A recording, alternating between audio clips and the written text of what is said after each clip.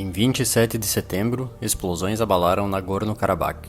É uma região montanhosa entre a Armênia e Azerbaijão, e o centro de uma disputa implacável entre esses dois países. Nagorno-Karabakh é internacionalmente reconhecido como parte do Azerbaijão, mas foi ocupado pela Armênia em uma guerra há quase 30 anos. Os exércitos de ambos os países permaneceram ao longo dessa linha desde então. Combates ocasionalmente irrompiam, mas geralmente se acalmavam.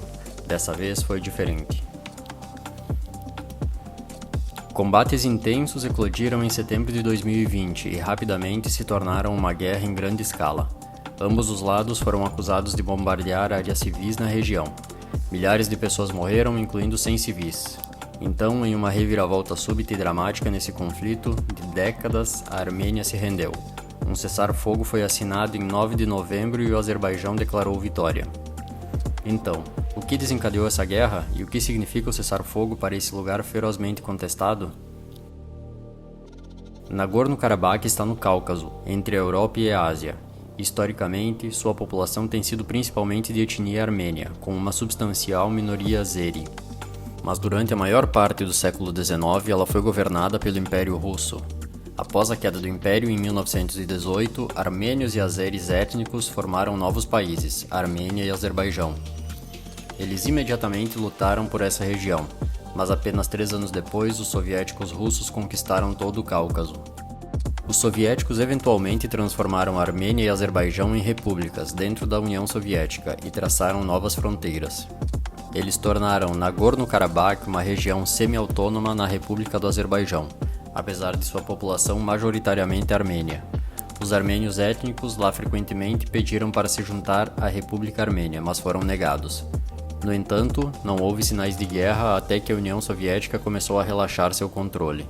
No final dos anos 80, a União Soviética anunciou uma nova política, chamada Glasnost, que deu mais liberdade política ao seu povo, mas teve consequências não intencionais. Em 1988, armênios étnicos em Nagorno-Karabakh realizaram um referendo para deixar a República do Azerbaijão, reacendendo o conflito. Na Armênia, as pessoas se manifestaram a favor da unificação, enquanto no Azerbaijão as pessoas responderam com contraprotestos. A violência logo eclodiu em Nagorno-Karabakh. À medida que a União Soviética se desintegrou, Armênia e Azerbaijão declararam independência, escalando o conflito para uma guerra. Cerca de 20 mil pessoas morreram e mais de 1 milhão foram forçadas a fugir de suas casas na região. A luta continuou por mais 3 anos até que a Armênia finalmente venceu. Em 1994, ambos os lados assinaram um acordo de cessar-fogo, congelando o conflito. A Armênia ocupou várias partes do Azerbaijão, incluindo Nagorno-Karabakh, que ainda era legalmente reconhecido como parte do Azerbaijão, embora tivesse se declarado uma região autônoma no início da guerra. Essa ocupação deslocou centenas de milhares de azeris de suas casas. O acordo foi mediado pela Rússia, que era formalmente aliada da Armênia, mas também tinha boas relações com o Azerbaijão. Embora a Rússia não tenha conseguido enviar tropas como parte do acordo em 1994, acabou liderando um novo grupo internacional, com França e Estados Unidos, para tentar encontrar uma solução permanente para o conflito. Mas Armênia e Azerbaijão se recusaram a resolver a questão. Em vez disso, a Armênia renomeou cidades anteriormente azeris e as repovoou com armênios étnicos, enquanto seus líderes pediam que fosse oficialmente unificada com a Armênia. Enquanto isso, o Azerbaijão planejava um retorno. De 2008 a 2019, gastou 24 bilhões de dólares com seu exército, 6 vezes mais do que a Armênia. Ao mesmo tempo, reiterava sua reivindicação sobre Nagorno-Karabakh. No terreno, ambos os países mantinham uma presença militar ao longo das linhas de frente, onde escaramuças ocorriam ocasionalmente. Em 2016, travaram uma guerra que durou 4 dias. E reacendeu quando outro país interveio repentinamente. Nos últimos anos, a Turquia tem intervindo cada vez mais em conflitos na região, a fim de inclinar os resultados a seu favor. Enviou tropas para a guerra civil na Síria, capturando uma faixa de território ao longo de sua fronteira em 2019. e em 2020 suas tropas mudaram o rumo da guerra civil na Líbia a favor do governo, que está ajudando a Turquia a reivindicar valiosos depósitos de gás natural no Mediterrâneo. Essas são também maneiras de a Turquia contra-atacar seu grande rival, a Rússia, que também está lutando em ambos os conflitos. Portanto, em julho de 2020, quando ocorreram escaramuças em Nagorno-Karabakh, a Turquia viu uma oportunidade e deu seu apoio ao Azerbaijão, cuja maioria da população azeri é de um grupo étnico turco.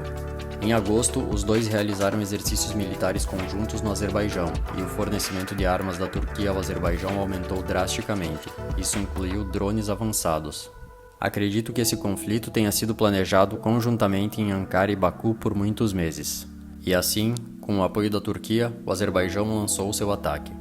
Em pouco mais de uma semana, soldados azeres avançaram pelo menos 20 quilômetros em território controlado pelos armênios. Algumas semanas depois, avançaram ainda mais em Nagorno-Karabakh e se aproximaram da fronteira armênia. Não foi uma luta justa. A Armênia resistiu, mas estava quase indefesa contra os drones mortais do Azerbaijão. Então, em 8 de novembro, o Azerbaijão conquistou sua maior vitória. Capturou a cidade histórica de Shusha, a apenas 15 quilômetros da capital, Stepanakert. Foi quando a Armênia concordou em se render. O acordo de cessar-fogo que encerrou a guerra reconfigura drasticamente quem controla Nagorno-Karabakh. O Azerbaijão manterá o que capturou e assumirá essa parte da Armênia. Essa parte permanece sob controle de armênios étnicos, mas eles não estarão sozinhos.